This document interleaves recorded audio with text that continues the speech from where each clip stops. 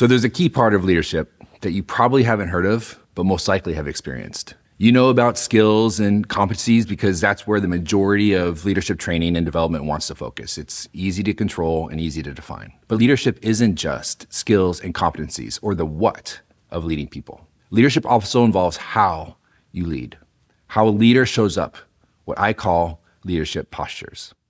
A leader's various postures, how they show up to a meeting, a crisis, or just a random conversation are an absolute game changer, the leadership multiplier, and how we experience that leader and whatever it was that they were trying to do. We all know that leading is hard. That's why leadership development is such big business. And leading is hard because it involves leading people and solving problems. People are complex and problems are, well, problems. And leading gets even harder when we only ask the question, what should I do? And neglect the question, well, how should I do it? My first leading is hard, I don't know what I'm doing, what do I do moment was on a leadership reaction course, my plebe, that's the freshman summer at West Point. Now this was 30 years ago. A leadership reaction course is designed to develop and assess leadership skills in a team environment. So maybe you've had a chance to do one during an offsite corporate team building exercise, or you've seen shortened versions of them on the reality show Survivor. Anyway, these courses, they consist of a series of obstacles that you have to navigate, often with time constraints and limited resources. Now, the obstacle that I was tasked to lead my team through involved moving a bunch of ammunition crates and other random pieces of equipment across a series of posts. And you only had two kind of beams that you could walk on, and only two people could be on a beam at any given time. And I had 20 minutes. Now, let's go. So I looked at my squad, and my team of 8 other plebes looked at me, and we're trying to figure out what we're going to do. And I said, I got this. Let's move. Simple enough. And it was going well until it wasn't, as it often goes. A squad mate had left a piece of their gear behind, which was no, absolutely. Now they're wounded, and they have to be carried. And we all have to go back, retrieve that left piece of equipment while also carrying everything else. This was quickly becoming a disaster. The clock was ticking. Everyone was watching. Failure was imminent. This is hard. I don't know what to do. What do I do? Well, reality check and lesson number 1. Leading well is hard. We didn't make it, by the way. Made for a great opportunity to learn from failure, which was leadership lesson number 2 that day. We learned to lead from failing. Well, leadership lesson number 3 from that day, and this was the lesson that changed how I understood leadership, was that leading well is not only about answering the question, what do I do? Leading well also involves how you do it.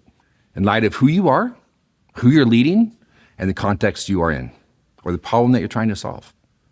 My squad was not merely looking at me to tell them what to do.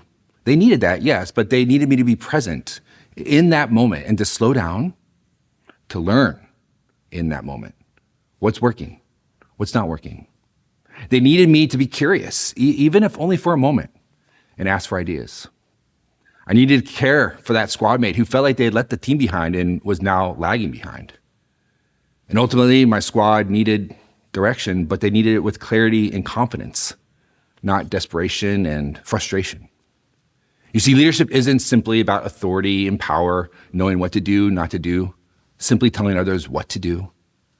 Leadership involves your what and your how, your leadership posture, because leadership is ultimately about influence and trust.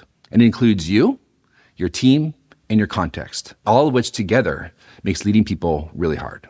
Now, later in this video, we'll look more closely at your leadership postures and how you show up as a leader and how we can develop your own leadership approach.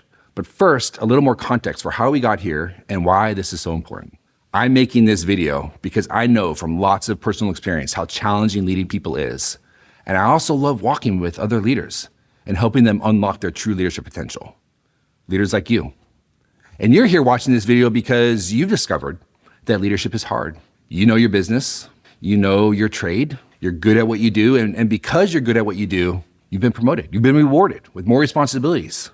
And by more responsibilities, I mean leading people. Challenge is you've never really been taught in practice how to lead. You majored in economics, finance, maybe engineering. Brain power, capacity, potential are clearly not the problem. And now you've received feedback from leaders, maybe from leaders from above, maybe you've heard from below through a 360 about various skills, competencies, development areas.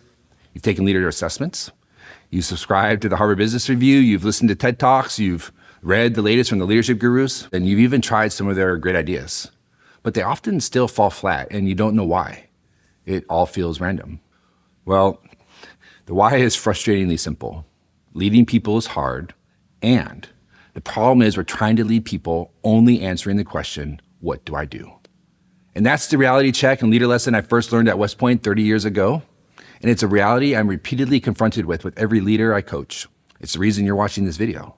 Leading people is hard. And that does not mean that there's something wrong with you or that you lack what it takes to be a great leader. Now, how do I know this? I don't even know you. Well, reality check number one, right? Leading people well is just really hard. And leading well will always be difficult, no matter how much we learn, grow, and develop as a leader. Because leading always involves people, and it always involves problems. And if we can move past that it's hard simply because of me and actually understand what makes leading people well so challenging, what emerges are the building blocks, or the key building blocks, the X's and O's, for what I call a leader playbook. It's not a bunch of oversimplified solutions or principles, but a guide to how you can lead well with confidence in light of who you are, who you're leading, and the context within which you lead. You see, the key leadership question I faced that day 30 years ago on that leadership reaction course was not, what do I do? But how? How do I get this group of 8 other individuals who all have ideas on how best to solve this problem to work together, to trust me with what to do next? The key leadership question, the question that unlocks your true leadership potential is this: what do I do and how do I do it in light of who I am, the team I lead, and the context within which I work? So listen, I know there are so many leadership resources and tools. It's actually overwhelming. And the problem is not that these resources are defective or faulty. They're actually rooted in research and data. We should use them. The problem is that so many of these resources and tools, they dismiss the part of the key leadership question that is the absolute game changer in leading people well. You see, best practices, they help us with what to do, which is obviously important, but best practices neglect the how. And assessments, well, they help us grow in our self-awareness, like they tell us about our personality, our strengths, our skills, our values, and they help us understand our team better, right? They grow in our team awareness, what our dynamics are, what our goals are. And all this is really important. But assessments are by design compartmentalized, and they often are disconnected from the context that we're leading in. We have a lot of great data, but how does it help me lead this team in this context? So when we plug and play best practices from leadership gurus, and when we try new insights or practices, willy-nilly, we're like a basketball coach who goes off to a basketball coaching clinic and learns a bunch of tools and plays and then comes back and picks one play and tries it out in a game. And sure enough, it doesn't work. Well, what happened? Well, it didn't fit who you are as a coach. It neglected to take the players into consideration, and it didn't even take into consideration the moment in the game that was required. So we need to stop trying to lead with someone else's playbook. What is missing is what you need, your own leadership playbook that helps you discern both your what and your how, your leadership postures in light of who you are, who you lead, and the context you're in. So in this video, I will introduce the key components of a leadership playbook that unlocks who you are as an integrated leader within the context you lead, so that you can begin to discern what to do and how to do it, your core leadership postures, in order to maximize your leadership influence and to improve your team's experience and effectiveness. Your own leader playbook will take you from winging it with good intentions to being intentional about your what and your how, so you can lead with confidence, an actual leadership approach. So every good playbook that's developed by great sports coaches takes into consideration 3 things: who the coach is, who their players are, and what game they're playing, and the various critical moments that could arise in the course of that game. And this is important. That playbook belongs to that coach. You could give me Coach K, Mike Krzyzewski, or Pat Summitt's playbooks, and I would not become 2 of the winningest coaches in men's and women's college basketball. Sorry, I'm a basketball player. I love me some good ball, and I have to give praise to the great coaches. A good playbook belongs to the coach. Well, the same in leadership. We can learn from the best, but we need our own leadership playbook. And the 3 things we need for a playbook is to know yourself, to know your team, and know your context. But before we consider these building blocks of your leadership playbook, of your own playbook, and look more deeply at you, your team, and your context, a few more lessons that will help us more clearly understand what I mean by our how, to put some flesh on, so to speak, what can be a somewhat abstract idea. I have all sorts of leadership lessons from West Point. This is, I think, number 4 so far. This lesson is that we learn to lead by paying attention to other leaders around us. And given lesson number 3, I'm not only paying attention to their what, but also their how. And I was fortunate to be surrounded by so many phenomenal leaders, from the cadets I was close to the cadets that I looked up to the officers and non-commissioned officers who walked with me. There's so many great leaders. While they all did a lot of the same things, not one leader was the same. What was different? Well, each leader's how, it fit them. They were excellent leaders because they figured out the what and the how that matched who they were, the team they were leading, and the context that they were in. Leadership is about influence and trust. In your team's experience of that leadership, how did I experience their efforts to lead me, to influence me, to grow as a leader myself, to be strong and physically fit in a space that was incredibly physically demanding, to know my infantry tactics and to execute them under pressure, and to ultimately to trust them when things got hard, that they know where we're going and how we're going to get there.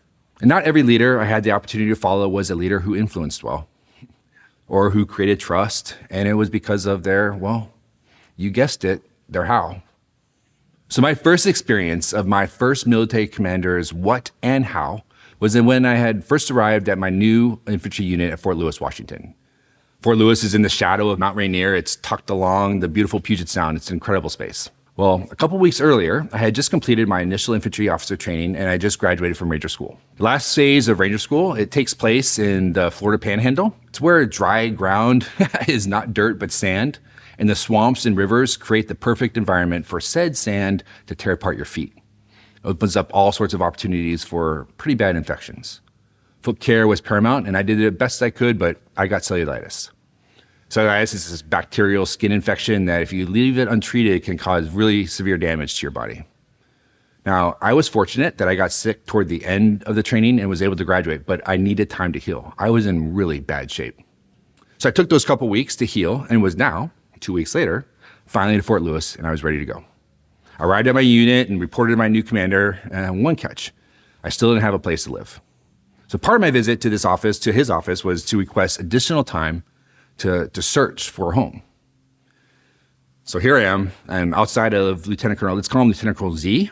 I was outside of Lieutenant Colonel Z's office, and I was ready to meet him when the clerk outside his office brings into Lieutenant Colonel Z my request for additional time off. Now, I'm not sure what it looked like in his office, but I can tell you what it sounded like. There was a lot of yelling, that poor clerk. There was a lot of swearing, a lot of banging, and then the slamming of the commander's door. The clerk stood before me. He was a bit dazed and handed me back my request in 4 pieces. Now, the clerk, who's a lower enlisted soldier, just looked at me and said, sir, I think you probably figured it out, but your request was denied. And by the way, the commander won't be meeting with you now. Gotcha. Thanks. And I was on my way. Now, I'm not sure what my commander was trying to do that day. Teach me that we're here to train and not extend vacations to look for housing. Maybe it was to communicate that he's a hard ass and his time is not to be wasted with frivolous requests. Or something else. I actually don't even know the what. But I definitely experienced his how. And I didn't trust him. My battalion commander, he just threw a temper tantrum when one of his subordinates asked him for something he didn't like. There was no generosity to create space for conversation, just assumptions that assumed the worst. There's no curiosity to ask questions, because he already knew the answers to what he wanted to know. No care for me to figure out why my arrival had been delayed by a couple weeks, only for his reputation of being hard. In my first meeting with my new commander, who could potentially lead me in war, he threw a tantrum over a small request for a few days to find a place to live. How would he react if I actually brought him something difficult? I didn't trust him. And here's the thing. Maybe all of that was intentional. But Lieutenant Colonel Z's how neglected the person he was leading and failed in that particular moment to influence well and to build trust. Or maybe, if we want to be generous, it wasn't intentional. He just had a bad day, lost his mind, and showed up poorly in that moment, really poorly. In either case, his what and how, it failed to accomplish what good leadership does: influence well and build trust. And here's an important insight as we begin to build out our own leadership playbook. You always have a how, intentional or not. One way to think of it is that our leadership postures they're the body language of our leadership. In verbal communication, they say 90% of what we communicate is nonverbal. Well, I would offer the same can be said for leadership. Yes, what we do is important, just as are the words that we say. But how we show up and do our what is how our teams will actually experience us. Our how is the leadership multiplier. A posture of curiosity, let's say, takes a simple what of asking questions and multiplies it into an experience of your how as someone who is truly seeking to listen, to learn, to understand with depth and care. So the first step of outlining your own leadership playbook is to know yourself. And given this key insight that you have a how, intentional or not, the first question I want us to consider as we grow in our own self-awareness is to ask, how are we showing up as leaders now, intentionally or not? So one exercise that I use with leaders to help them unpack how they already show up, it's a simple calendar survey of your previous week. And I invite you right now to do that, to pull up your previous week's work calendar to remind you of the week's events. Take a moment to scan the various calendar blocks, the scheduled meetings, whether they were online or in person, the impromptu conversations, maybe the calls that you had. Recall where you were. Who were you with? What were you trying to solve? And as you look over the week's events, how did you experience your own how? Your own way of showing up? Does an event stand out where you feel like you really showed up well, where you felt like the team and the moment were all in the flow and working well together? Write down what comes to mind about that event, maybe what you did and how are you feeling? Who was involved? What was even the point of the meeting? As you think of this, use adjectives, not just verbs, like I was calm or open to what others were saying. I felt present, not distracted. What else? Does an event stand out where you felt like you did not show up well? What was it about your how that even your own experience of yourself was not great? What were you feeling going into that event or that meeting? What were you feeling in the meeting? Who was involved? Your team, your peers, maybe higher ups? What was at stake in that meeting? Again, as you jot down notes, try to use adjectives like I was unsettled or rushed, anxious over potential outcomes, anxious about my own lack of preparation, or frustrated with unnecessary tension between team members. As we reflect on how we already are showing up, intentionally or not, it's important to remember that learning to lead is a process. And so be generous with yourself, while at the same time being vulnerable with yourself and actually naming how you can grow and how you show up. Remember, we learn to lead by leading and failing. You're doing the work. You're learning yourself. You're building your leadership playbook. Now, the next question as we continue to outline our playbook and to know ourselves better is to ask, how do we want to show up as a leader?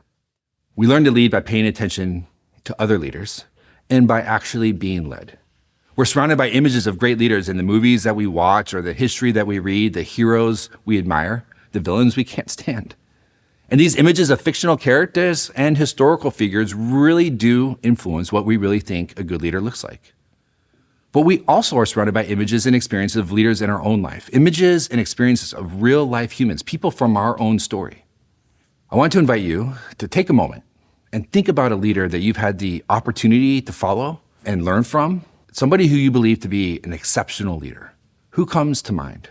It could be a coach from back in the day, maybe a parent, a former boss, a current boss, a pastor, community leader. Who comes to mind? Write down that individual's name.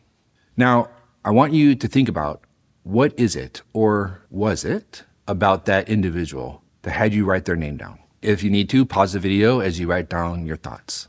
Now, when I've done this exercise before with leaders in workshops or just even in a conversation, what most often comes up is a leader's how. It was their how that made them stand out to you as an exceptional leader. On occasion now, what shows up is something like, well, they led great meetings. And in those instances, when pressed on what it was about the way that they led those meetings, what often comes up is the leader's how. Well, they were really present and calm. And they created space for everyone in the room, or they asked really curious questions as if they were actually interested in my point of view. Or, sometimes it's while they were open to new ideas and learning a different approach, they also knew when and how to drive clarity and direct next steps. In the end, the leader led great meetings because of how they showed up. As we reflect on the exceptional leaders that we've followed or images of leaders we admire, I often hear leaders I coach say, but I can't be them. And you're right. You can't be them, but you can be you. And only you can be the exceptional version of yourself. Now, here's the deal. I can't tell you what exceptional leadership always looks like. You just know it when you experience it.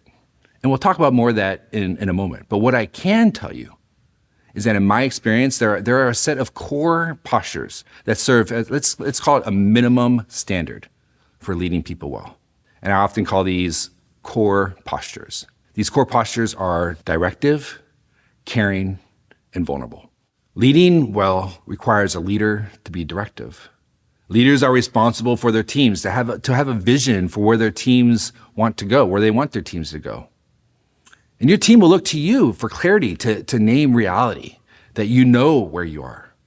And your team will also need to trust you, your competence, that you, with them, will figure out where to go, how to get there. So leaders also need to be vulnerable.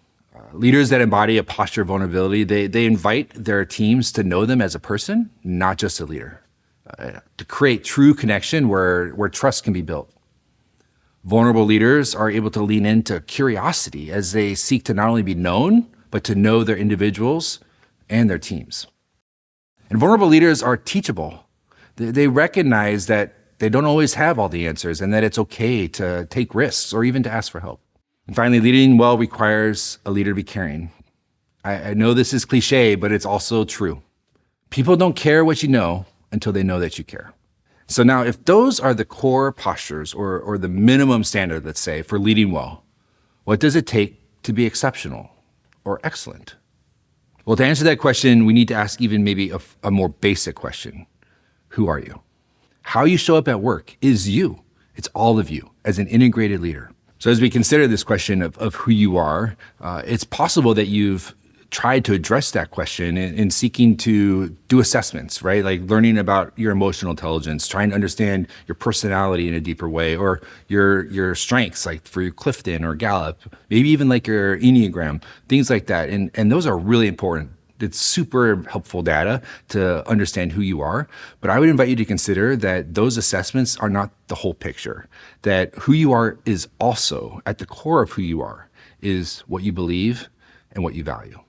I recognize that this is an invitation to deeper self-reflection, and maybe you felt like what you believe or care about is irrelevant to leading people well. I would say that this sort of deeper reflection is not only encouraged, it is essential to leading well. So the question remains, what do you believe? I recognize that that's a difficult question. Maybe you've never really even thought about it before, or maybe you're even wondering, what do you mean? Like in leadership or like in life with people? I would invite any and all of that. What you believe at your core does shape how you show up, how you see people, how you interact with people, how you treat people. One example maybe that could be helpful, here at Greenhouse, we believe that you can grow the life that you want. And this core belief shapes not only what we do, but how we walk with people. How that plays out practically for us at Greenhouse, if our core belief is that you can grow the life that you want, is that as coaches, we need to show up with you in a way that is vulnerable, where we show up not as somebody who has all the answers, but is genuinely seeking to understand from you, what is it that you want? What does it mean for you to thrive? And how can I come alongside you and meet you where you are and help you get to where you want to be?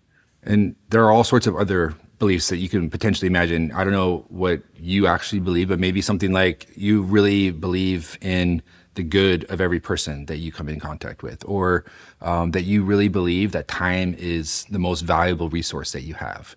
Or maybe you believe that every problem you face has a solution. One of my core beliefs, who I stole from an author that I read heavily, Eugene Peterson, is that every person is not a problem to be fixed, but a mystery to be explored. And so what that means for me as a leader and a coach, and how I show up in the posture that I want to embody with you, is one that really seeks to understand who you are, to know your story, the complexity of where you've been, the complexity of where you want to go. One of the red threads that goes through all the things that I've done, from being a leader in the military to teaching, to pastoring, to coaching leaders, has been walking with people where they are, meeting them where they are, and just walking with them and helping them grow into the person that they want to be. So we've already discussed what I would consider the minimum standard, the core postures of being directive, of being vulnerable and being caring. What are your postures in light of what you believe? This is where that deep reflection needs to happen, where you take this step back and really think about, what is it that I believe? And in light of what I believe, what is it that I really value? And if that's what I value, how do I need to show up to embody that value? There are infinite number of postures that you can embody, right? Good and bad. Who you are as a leader and how you show up as a leader flows out of what you believe. So let's just use an example of that you believe that time is the most precious resource, and time should not be wasted. Now, unintentionally, if that's what you believe, it could be that you're showing up to your team or with your team rushed, impatient, because you're driving from one thing to the next. And even in the way that you ask your questions, you're not truly seeking answers. You're trying to just drive, be directive, but you're driving without really seeking input and ignoring your team and what they have to bring. But if you bring that value of time as a precious resource and actually now intentionally seek to embody that with maybe a way to care for your team in the way that you structure your meetings, value their time, recognize that when your schedule changes, that has cascading effects on the rest of your team and their time. And this is just how this belief that time is our most precious resource and I value that time should not be wasted can translate into a posture that really seeks to care for people's time and how you show up as a leader. The second part of outlining your own leadership playbook is knowing your team. And this is almost so simple that it doesn't even need to be stated, but we'll say it anyway. That you can't lead your team without knowing your team. It's kind of like building a play for a 7'3" center on a basketball court, but you don't have a 7'3" center to play. The question that naturally follows is, how do I learn what my team needs?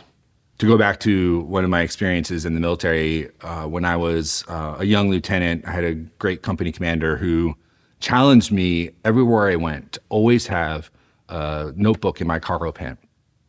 And in that notebook was to be the name of every person in my platoon. This would have been about 40 individuals. And at any moment, my company commander could stop me wherever we were, out training, in the barracks, whatever it may have been. And he'd ask me, "So, Erik, what's going on with Sergeant Carson?" And I'm like, sir, and he's like, "Wrong answer. Always need to know what's going on with Sergeant Carson. What's going on with his wife? What's going on with his kids? Where is he at right now?" The point of the questioning from the commander was the value of knowing your team. How do you get to know that team member? Well, one of the ways was just constantly interacting with them, asking questions, getting to know them, spending time with them. But it's also really paying attention to them in action, right? What does it look like for them to face challenges, to experience stress, to come to you with problems? As they do so, not only are you creating space for them to understand who you are as a leader and how you meet them where they are, but you get to understand who they are and how much you can trust them in light of what they bring, what they need. So what that means is giving them opportunities to perform, to invite them to brief, to speak, to present, to complete a project, to do whatever it is that they need to do to be successful in their work. And for you to actually be able to meet them, see them do and execute that. And there are also all sorts of tools and assessments around that can help you understand who your team is, the skills that they bring, the personalities that they have, how they even work well together or how they don't work well together, what sorts of tensions could arise because of the different personalities that you have. And all those things are great resources and provide really helpful data for you as a leader. But I would also maybe just challenge you in this moment to consider that the best way that we learn who our team is to learn from our team. And so what that means in terms of a posture is that I need to be curious. I have to ask good questions, open questions, questions that seek deep understanding and to learn who they are. So the final piece as we bring together your leader playbook is your context. And it's not just your context, the world that you work, whether it's engineering or finance, it's also the particular moments that you're being invited to show up in, such as a crisis or tension between team members. What does it look like for you in that particular moment, in light of who's involved, to show up well as a leader? We can imagine various contexts require leaders to show up differently, right? I can imagine that how the individual who's running the stock market floor has to show up much differently than the head nurse that was in charge of my chemotherapy while I was in the hospital. How you show up as a leader really does depend on the context within which you're leading. And one way to get at what does it look like to lead well within your context is to consider the leaders that you have around or that you've observed, that you've paid attention to, that have led exceptionally well. Maybe you have your own examples of times when you showed up really well. What was it about those moments and how you showed up that was meaningful and allowed you to excel in that moment? So that's it. That's the outline for your leader playbook. Knowing yourself, knowing your team, and knowing your context. And I've given you a lot to work with here, and you can take it and run with it. I know as we've walked through this that there's a lot of deep work, deep reflective work that I'm inviting you to do. So if you feel like it'd be helpful to have somebody walk with you in implementing this, go over to LinkedIn, DM me the word playbook, and I'll send you all the info on how we can work together.